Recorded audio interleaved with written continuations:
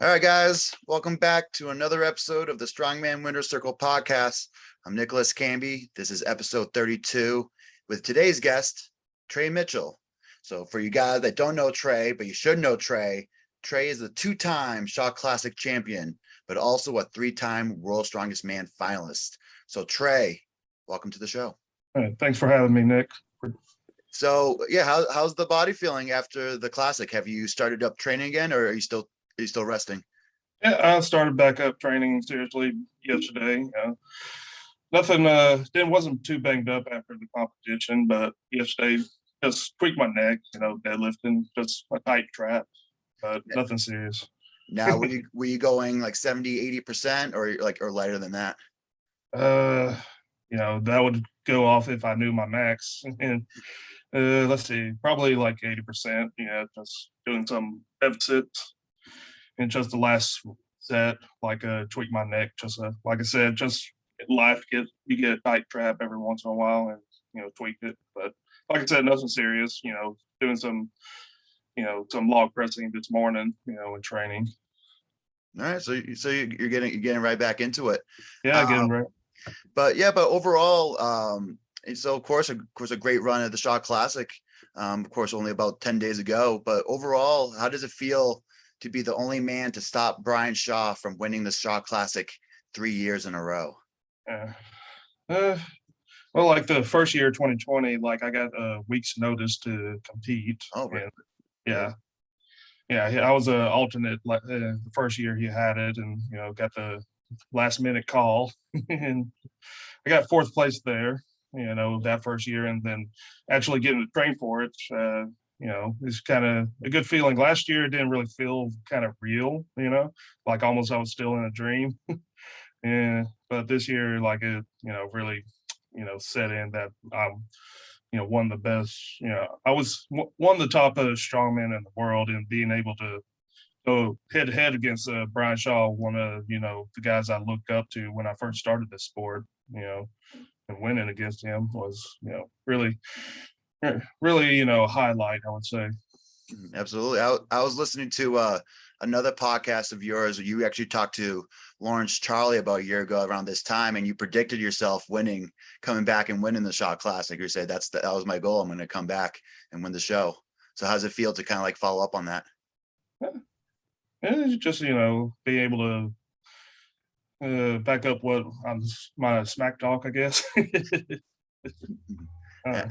Absolutely. Now, in terms of like kind of training for the Shaw Classic and then entering the show, did training go really well? Were there ups and downs? But if you want to kind of mention a little bit in terms of how you trained and how the show went, I know of course the show went great, but yeah, give us a little insight.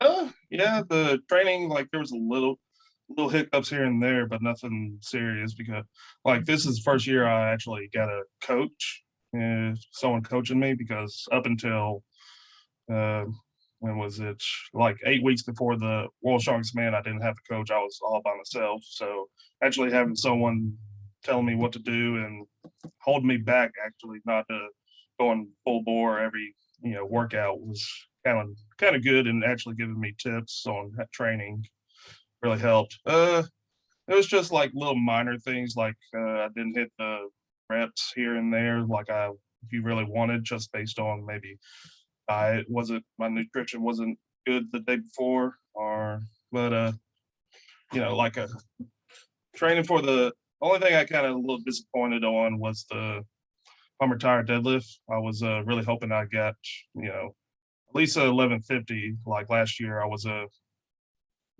just shy of being able to lock that out on the Hummer tire deadlift, and this year was even worse than last year. It just barely broke my knees and couldn't pitch it up. But training was going well. In training, I hit 1,000 pounds with I hit 1,000 pounds on the wagon wheel deadlift with a bar extenders to try and simulate the Hummer tire bar. And it really went. I was really excited about that. That was a good training PR, hitting 1,000 pounds of training. The log press training went really well. like training for we had an extended time to hit for the medley. So we had 90 seconds instead of the usual minute or 75 seconds. So training for that, I hit 4:27 for 4 reps in 90 seconds. So that was really good. Really, really proud about that training, but I ended up not having to go that hard. Hey, that's only a hair off from like Zadrunas back at the Arnold, like repping out 450 for 4, Yeah. with the big Australian oak. So that's only like what 20, 23 pounds different. So Yeah. not too sure. I think at the Arnold they get a little bit extra time though. Oh, really? Yeah, I think it's like 2 minutes All right. unless it's changed. Mhm. Now, so you're mentioning a coach. So who's your new coach? Chad Coy. All right. Yeah, I All right. met him at the first Shaw Classic and really got to know him. Yeah. Now but you were saying overall, like if you were left to your own devices, do you think you would have maybe overtrained a little bit? Yeah, I have a problem overtraining on some stuff. And yeah, Yeah. and I think every kind of strongman at some point, I think there's a component of that. I probably at least overtrained probably the last 2 competition preps. So even like holding myself back in this one, but that's always a big piece. But yeah, but of course, in terms of kind of a little moving on, I know, of course, I've been following your career. I know we competed together back in the Denison, Texas, and the Mhm. Arnold Classics, even ASM and all, and even Vegas. But it looks like you you always grow every year. So what were you weighing at this past Shaw Classic? Shaw Classic. Let's see, 380.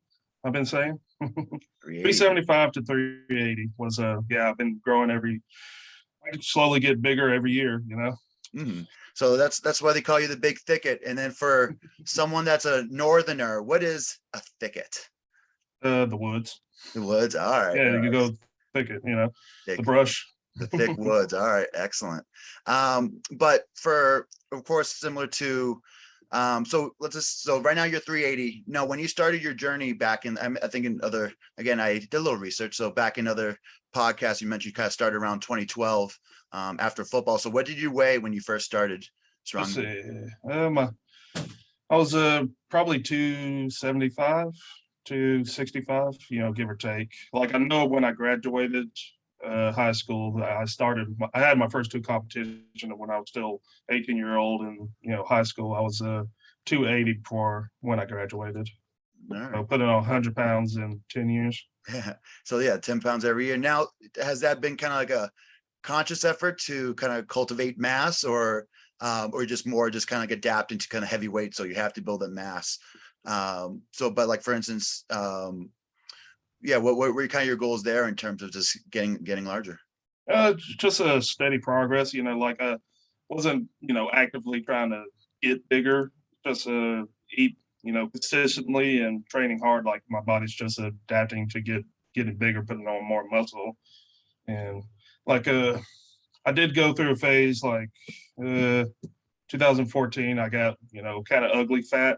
I'd say just a dirty bulk, got too big too quickly, and so I dropped quite a bit of weight after put that on, and like was at 320, at 19, 20 years old, and I was like, all right, I need to cut some weight, and I doing some fasted cardio, just walking in the morning. Yeah, I dropped down to 280, and was fairly lean for a big guy, I would say. Had a 4-pack of Mhm. abs. Yeah. Yeah, So that's all you need in strongman is yeah, the top 4. yeah. So for instance, like for someone that like again wants to kind of like let's talk to like the heavyweight amateurs out there. Like, what would be your suggestions in terms of like effectively putting on weight over time? Yeah, just be consistent with your diet, I would say. And like if you're in over time, your body will adapt to getting bigger. Like if you just stay consistent with your diet, eating roughly the same amount of calories every day, and if you're trying to gain weight, add maybe 1 to 200 calories, for 3 weeks, and then when your body stops gaining weight after that, bump it up another 100, 200 calories. Be consistent, like not don't just automatically jump up 500 calories every, every day for 3 weeks. You'll gain too much weight too quickly, and it'll kind of be over into the fat instead of lean muscle mass, that you wanted. You want to be consistently and over time add a little bit of calories, every couple of weeks. Now, do you follow anything like either like Stan Efferdin's vertical diet, like the probability coach, or like for instance, like similar or even similar to kind of Brian, kind of just always kind of putting on as many meals, doing 10 eggs a day. Do you follow any kind of protocols, or is it more just something that you've kind of came up with your own? Yeah, it's just something I came up on my own, pretty much. For breakfast, I'll eat eight whole eggs, with spinach, ham, and some onions, and with some oatmeal for breakfast. And I'll do for my lunches, I eat 2 lunches with ground beef, rice, onions, and carrots. That'll be one meal, for one day. And second lunch would be like ground beef and sweet potatoes. And like dinner, I'll have whatever. And before I go to bed, I'll have a protein shake. All right. Yeah, but like I don't know. Like I'm one of those guys that can just eat that every day for my life. And now a lot of onions, is that kind of like your preferred vegetable? Yeah, I really like onions. It's good for you, and we got a lot of nutrients in it, and it's flavor for the meat. Yeah, absolutely. Yeah, goes well with beef and steak. But also I wanted to of course I always like the tips in terms of kind of gaining weight. Maybe one day I'll try a stab at the heavyweight circuit, so I might be calling you for some tips. But in terms of course kind of watching over the years, when we talk about kind of like logs and stones, I feel like you're probably one of the best guys out there when it comes to kind of the one motion and vipers.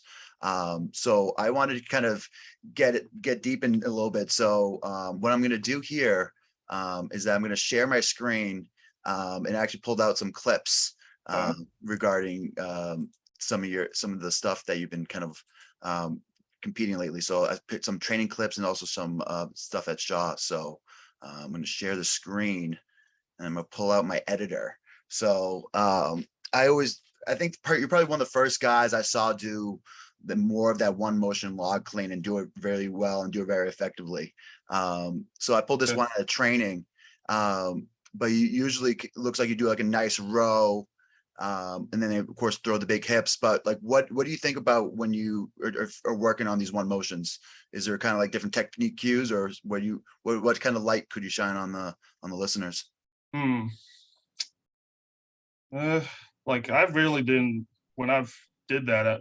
First time I did it was on accident, like amateur nationals in 2015. Just all the adrenaline. So I did that on accident and discovered I could, that little 10-inch log is all I had for 7-8 years. Mm-hmm. So I didn't really have a 12-inch to practice the one motion press, the Viper press. So when I'm doing that, I'm really thinking about rowing it into my upper stomach, like the top 2 or 4 pack of abs. Mm-hmm. Trying to row it in there, pull it in like high elbows, and then throw the hips once I get it to my chest, and throw the elbows underneath. So once you throw hips in, you simultaneously throw the elbows as well? Yes. Yeah. Okay. All right. And then I pulled up some of your one motion. So again, what your one motion stones, of course, is I love watching your stones, but I really like, of course, I need to get better at one motions as well. I think many other athletes do. So I pulled up some of this training. Looks like, so usually at home, you do pretty much pure chalk. You don't really work with too much tacky until game day? Yeah, usually train without tacky, just because it's more convenient. Like since I train by myself, it's harder to do stuff. But doing that, has made my stones, one of the top in the world. But when I think about doing the one motion stone, I'm like the tips, like squeeze the forearms onto the stone, like put as much pressure right in that little sweet area on your forearm. Squeeze it as hard as I can and like lock my upper back together, my shoulder blades. Like if you can't really tell with the shirt, but like my chest is like pretty much touching that stone. So it's like locked in there, and it's all like lower hips and hamstrings, to one motion that. Oh, excellent. Any so for instance, if someone's doesn't have if a course outside of actually one motion of the stones and log, do you have any tips on like one motions and all? Mm, Like, In terms of accessories, like accessory lifts okay, to yeah. help one motions. One motion, like bent over rows, having a strong upper back is, and good mornings. Those are two good exercises to get your not just your log and your log clean and your atlas stones together, but it will help with the one motion of the atlas stones, especially the good morning, just building that low back and glutes. Oh, absolutely, absolutely, It's about the same movement too. absolutely. And then I was also so of course the stone one run is great. And again, you're going against one of the best in Brian Shaw. So of course those quick one motions and then the couple kind of like the lap, and you still beat him by a few good seconds. So I think you About 4 seconds. 4 seconds. Hey, I not too mean, we shabby. both like last year we had like he was like 32 seconds, I think, and I got 29 seconds this year like we both improved by about 4 seconds. And it's kind of crazy at his age, he's still improving. He's Yeah. still improving his time. So pretty nuts. And then I pulled out the log. The log was super cool, Trey. Run us through what were you like, for instance, was it just feeling great? And like, what did you think of this log, especially with these kind of big caps at the end? Well, it's just I like the look of the log, just having those big caps on the edge kind of reminds you of the Austrian oak, having those huge ends, and it looks cool. And I really like the log, but like having those big ends on the big end caps does make the clean a little more chaotic, I would say. Like on that first clean, like it just kind of threw me back a little bit. Just had to take a couple of steps just to get it locked in and stable. Go back at it. So sorry for our listeners on Spotify, but if you're on YouTube, you guys can see. So he Watch this. throws his hips, and then take a little few steps. I know. Do you normally wear flats when it comes to pressing, correct? Yes, I do. That's And, just what I've always used, and I do feel like a little bit more glutes and hamstrings. People that use the Oli lifters, for their pressing is more quad and knee dominant. But I always mention. I of course I'm a big fan of the heels, but I always say there's always a good. Again, depending on your leverages, you can also be very effective with the flats, and then big press, big head through. Not too shabby, Trey. Not too shabby at all. And then and then just did the extra wrap for the fans. yeah, extra rep for the fans. Oh, I wasn't too worried, like just based on what Novikov, like I was second to last and Novikov was last after me. I was just based on what he's been putting out on training. I wasn't too worried that he'll get it, but like you got to do extra for the fans just to show off. and I bet that was pretty live. Now, was that probably one of the, like the loudest kind of like home shows you've done, or domestic shows, I should say? Yeah. Oh yeah, it was just the energy from the fans, and also the ambient music. It was super loud in there. So you could basically just had to watch the judge to get any signals. You couldn't really hear them say anything. No, really. So yeah, you did your best to get all the hand gestures. So in terms of kind of going forward, so pretty big log, pretty big stone. Now, I know you've had ambitions to go after like the stone record, but you ever thought maybe going after the log record? Yeah, I mean, if it ever comes up in competition, like I don't think I would take time out of my training just to hit a max log, But yeah, like that's one of my goals would probably be, getting the log record and also Atlas Stone record. All right. So at one point you want to go after Tom Stolman's record, and of course wrote it down, 286 kilos or 630 and a half pounds. Well, like I don't know if you've researched it. Like I did go a 2020 Arnold's where they basically shut down everything before COVID. Like it was me, and Wesley Claiborne and Tom. We went for the world record that year. Yeah, and then and then of course Tom went after it. He did that record after, right?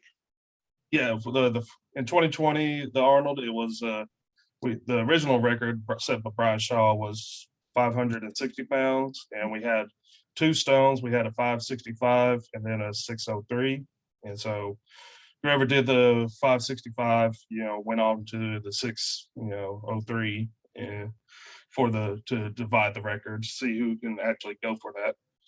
I went, our training was going really well. Just when it came to competition, like I used the wrong tacky, and it did, tacky stuck to the stone, not to my skin, so I couldn't even budge the 565. But so I was out of the competition. Wesley and Tom, they obviously got it, and then they went for the 603, and Wesley attempted it, lapped it, didn't really. No, yeah, I think he did lap it, and then but was able to load it. Then Tom, he destroyed it. But so after the competition, before they cleaned up that, like I went backstage, got some good tacky, and and was able to lap it. Lap 603, but no load. All right. Well, next time, but it's one of those things. If it shows up in the contest, you'll do it. But you right now, so probably winning contests and competing is probably a little more than just the pure records. Yeah, right now it's just doing my best at the competition, trying to win those. And like I said, if it comes up max log, or if we ever have a max Atlas stone in a competition, go there. Oh, cool. Well, I'm definitely going to keep my eyes out peeled, and hopefully some promoters are listening so they can at least give you an opportunity to break those records. So in general, so of course my next question, like in strongman, like most athletes like strive to be like well-rounded. Like we know that of course like your grip is not your best event, but it's something that's improved year over year, and still working on. But overall, what's your advice for strongman athletes addressing their weak events and training?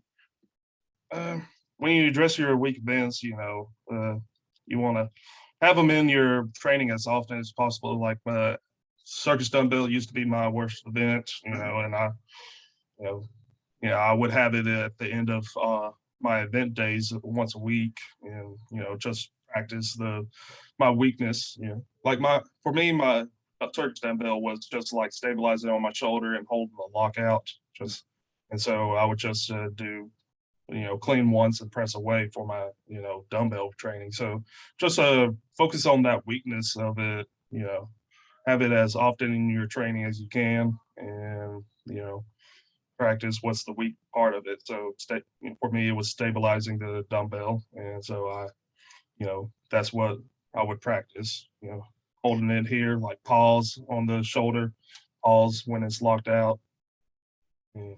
Now, so for instance, if you had it in your workout, would you, like, for instance, if you were adding like extra reps on it, would you go like lighter and just drill the form and drill just time under tension? Yeah, that's how I would train it, would be time under tension, lighter, practice that form. And then once closer to competition with it in, you would slowly add the intensity with the weight. Now, when did you end up hitting like it was a 6 or 7 at the classic? At the classic, it was 6 reps. 6 reps, cool. That's all I needed for second place. Yeah, that's pretty. And then I imagine I didn't get to watch all of it yet, but I imagine Novikov won the dumbbell. Yeah, he got 8 reps. No, he does like that dumbbell, but it's always I always use Novikov as kind of a great example. I remember watching him back in 2018, one of the amateur Arnolds, when the one that he won. He just moved differently than any other athlete I ever seen with the dumbbell. It's just, so I was like, I'm gonna copy that guy in terms of when it comes to the dumbbell. Yeah, he's a good example, like a role model for the dumbbell. He's just so efficient. Once he cleans it, it's in the right spot every time, and he's so athletic and mobile. He can even if it's really heavy, like he's done 300 pounds or so on the dumbbell, and he's able to get underneath it so quickly, being athletic. So definitely have to watch him on any dumbbell. Yeah, absolutely. And of course, it was super cool when they had the log ladder at the Rogue Invitational, hitting 300 pounds at the end of a ladder, especially with a steer dumbbell, something that's a little longer range of motion compared to other dumbbells. That was pretty cool. Again, if anybody hasn't seen that clip, that's of course on your in YouTube. But for Trey, so even just another observation to kind of watching you throughout the 10 years, I know you had like a little hiccup when you had like a little car accident back when, but for the most part, you stayed pretty healthy throughout your 10 years. Any tips or tricks of the trade in terms of how to stay healthy in a sport that is, I think it's the second most, strongman is the second highest injury prone sport behind American football. I think that's based off statistics. Okay. Yeah. Any tips of the trade, Mr. Mitchell? Like I pretty much invest, just as much in training as is in, recovery. Like I spend quite a bit, getting recovery tools for myself. I made a Theragun out of a jigsaw and the old school way, the jigsaw and just a golf ball on the end of the stuff. But like I said, I invest in, recovery as much as I do training. It's you gotta sleep right, you get like I use sleep supplements, get magnesium, zinc before I go to bed with a little bit of melatonin. Sleep is the best for recovery. I buy, recovery tools, like the Gracia. I'll do the Gracia stuff myself. And what? I was Go going to ahead. say, in terms now you were saying a little bit about now, do you get like body work done? Like you go to like a massage therapist at all? I try to whenever I can find one to schedule. It's Yeah. hard in my area to find one that's free and that's actually good. Like the last massage therapist I went to, like, don't be afraid of hurting me. Like I was scheduled for a deep tissue, and it's like, oh, I'm more therapeutic. And it's like, all right, this is gonna be great. It's So like, you feeling good? It's like, I was hoping you'd get those knots out of my calf. And it's like, what knots? As she's rolling over one, I don't feel knots. And it's like, all right, yeah. I do my best. I got a chiropractor I go to once a week, get some work on. Get okay, so the, he's the one that keeps you, that he's looking after you. So every, say, once a week. yeah, once a week I go to the chiropractor. Now you're getting like you're getting adjusted every time.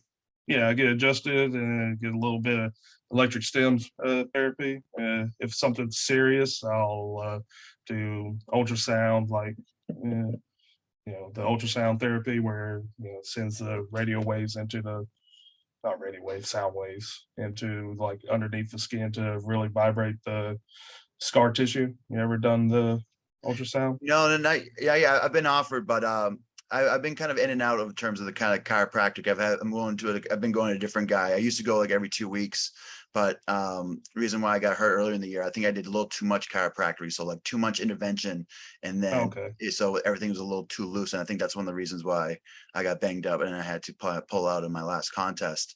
So I'm trying to find out that right balance with chiropractic right now. But I think I went off my own rules. I would say every other week was before that, and I was going almost too much. But I think it's Okay. all.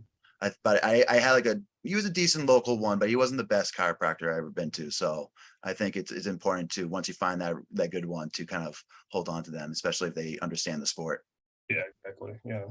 But I'm one of the bigger guys, so probably once a week is what I found helping me. No, yeah, that's good. So Trey, in terms of these are some of the questions I like to ask, of course, all different competitors. But in general, when we're just talking, so right now you've won two big shows, but in the past you've won America's Strongest Man, a lot of qualifiers, a lot of regionals. But overall, what does it take to be a winner in the sport of strongman? Mm, consistent training and preparation, and believing in yourself. When I started out competing, even as an amateur, like no one really thought I could become world's strongest man, and now I'm, competing, 3 times winner, competitor. in the finalists and, 2-time Shaw Classic winner. So just a consistent training and believe in yourself, I believe, is what it takes to be a winner. So when did you realize, like, and the other question I like to ask, like, when did you realize your potential? So when did that I would say that switch flip in terms of like, if I continue this, I will be world's strongest man. I will be great in the sport. Was it a progression, or was it like a certain event, or tell us? I guess, I always say, like, I always thought I could do it whenever I, started. Like, when I did my first competition, I was team division, first started out my first competition, going against other teams that were, a little bit more experienced, been a couple of years into it. And like, I won it, I won, I think 3 out of the 5 events. And,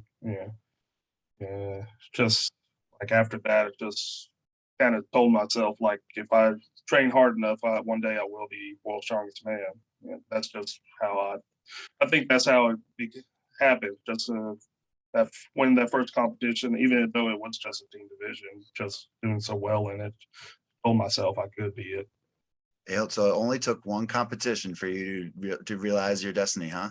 That's what I say, That's awesome. Of course, we get all sorts of kind of answers kind of on here, but I think that's my favorite, just especially for young people kind of trying something new. I think that's what you always have to get yourself. You mentioned in some of your posts and stuff in terms of getting comfortable with the uncomfortable, just trying something out new, and then you don't realize that could be it.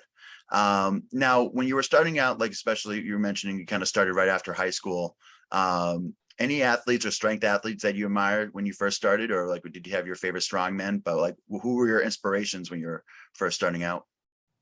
Like, I would say the like top 3 would probably be Brian Shaw, obviously, like, watching him, and Travis Ortmeyer and Derek Poundstone. Like, when I first really, started seeing them, World Strongest Man on TV, it was like Derek Poundstone, Brian Shaw, like in the mid 2000s, and seeing them on the show, and then Brian Shaw in like 2010, seeing him, almost win it, should have won it, I guess. I don't know. That's up to them to debate. But, watching the 2010 World Strongest Man, I recorded that on the, TV, and just played it over and over again, watching them, go head to head and hit Brian Shaw and Big Z. So that's just meant to. Those were the 2 like 3 inspirations. Watching those guys, and like having like Travis Ortmeyer's and Derek's YouTube videos. Like, when I first started, like, I'm in an area like there's no strongman, there's no strength community, and so just having those videos to watch over and over again just kind of gave me motivation to train hard. Yeah, but Poundstone is one of my favorite. He's a Connecticut guy, so of course we're just right below Massachusetts. So of course I heard it. And then even going to one of my first competition, he pulled up in like this pretty tricked out Subaru, and they're like, "Hey, that's Derek Poundstone." I'm like, Poundstone, like, and then of course, I think at that point he already almost should have probably won that World's Strongest Man, where Marius etched him out on the stones right at the end. Yeah. So just kind of see him in person, and then now I kind of copy his hitch, copy his axle. So yeah, Poundstone is a great one. So now let's say 10 years forward. Now, who are your kind of inspirations, or what kind of guys do you kind of look out for now? Like, for instance, I had Mitchell Hooper on the podcast, so he kind of stole your last name and he's using it as a first name. But yeah. What do you think about like kind of like Mitchell Hooper, guys like Pavlo, both Pavlos from Ukraine? Like, what do you think about the scene going into the rest of the year and going into like 2023? Like, the guys I really like, hanging out with, competing, and really look out for would like Kevin Ferris. Like, he's a great dude, like, and it's a great competitor, and like he's the lightest guy here, in the pro league. Like, he's only 280. Like, I say only 280. That's when going up against guys that are 340 plus. Yeah, he's doing so well, and he putting up good numbers even for a lighter guy. And I really enjoy hanging out with Kevin. He's a good dude. And like leading up, like Novikov, like you can never put him out. Novikov is a dark horse in every competition. Not even a dark horse. He's just the favorite in any competition. Yeah. Now Consistent you across the now you've been able to spend some time with him. Again, many different at least over half a dozen contests that you guys been competing together. Now, what's his mentality like behind the scenes? I know it's a little tough with the language barrier, but how is he kind of hanging out behind the scenes? He's quiet and everything, but like he does like little goofy stuff every once in a while. Like to me, like this year, like at the World Strongest Man, like we had a photo shoot in the lunchroom, and like I was changing like between the two shirts we had, and he just came up and like had a cold soda in his hand and pressed it against my stomach and giggled, and it was like, all right, man. It's like, woo, like goofy. But yeah, the little things like that. He's a good dude. Like like he is quiet because of the language barrier, but like he does those little goofy things every once in a while. And it's like yeah. That's a lot of fun. So Trey, you're 29 right now, 29 years old. Yes, sir. So when everything is all said and done, what are you looking to achieve in the sport of strongman? Just I'm looking to win World Strongest Man. Win the Arnold Classic. Let's see if we can retain this Shaw Classic title a couple more years. Well, maybe we're looking at a 4-time Shaw Classic winner. Yeah, exactly. Love it. So Trey, that's most of my serious questions, but what's on the horizon for you right now? What do the fans get to look forward to see from Trey Mitchell? Yeah, I guess I could say it. Like I'm got the Rogue Invitational at the end of October. Awesome. That's going to be in Round Rock, Texas. Home state, represent. Now, And, how many is that? Only a few hour drive for you? yeah, it's only a 5-hour drive. Is that that's gonna be you're gonna be the hometown favorite. Now, is that pretty easy going from you've been traveling all over the world, but now you just get to travel 5 hours for a big league show like that? Yeah. This will be easy drive. I imagine I don't know if you probably can say too much about the events, but do the events line up towards your favor? If I knew the events. If you knew the events, all right. So it's still a secret, but Yeah. and then you're also doing the team event, the USA versus England?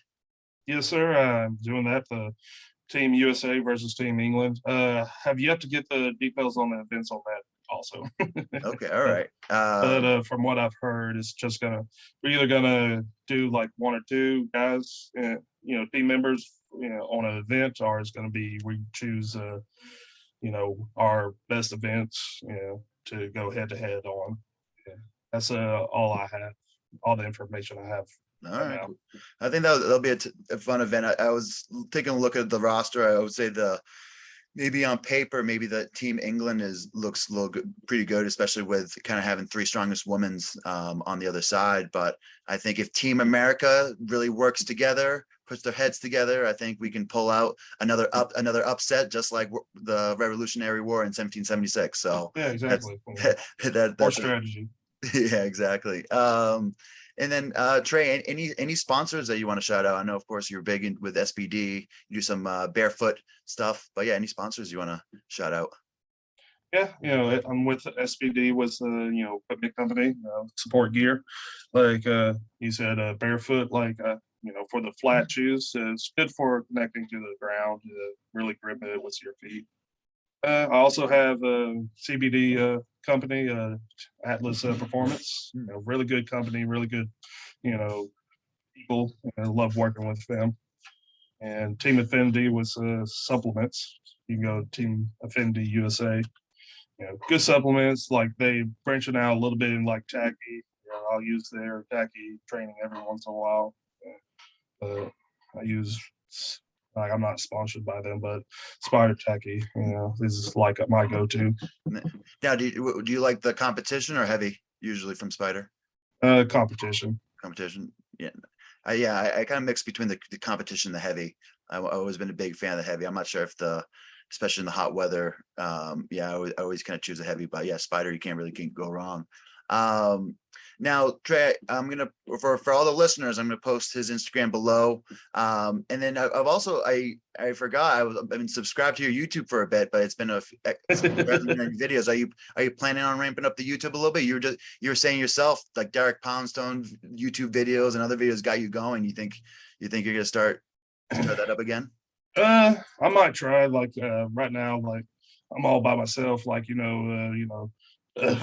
old Brian Shaw and Brian Shaw, Maxine Boudreau, they all got their own cameraman on their payroll. Like I'm a pay myself, so we'll see if I can start that up on myself again.